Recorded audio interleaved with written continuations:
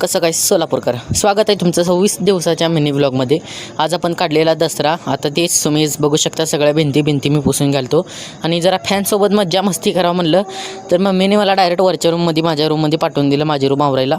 तर मी माझ्या रूममध्ये वरती आवरायला आलो आणि त्यानंतर लवा लोकांना जेवढं होतं तेवढं मी सगळं विकून टाकलो आणि पैसे घेतलो। आमच्या दीदीने बघा किती मस्त भांडी लावलेली लाईनीने।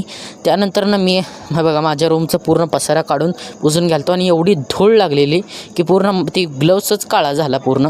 त्यानंतर इथं लेझिम ओपनिंगचं होतं आणि आनंद दादाची लेझिम तुम्हाला कशी वाटली ते कमेंटमध्ये नक्की सांगा।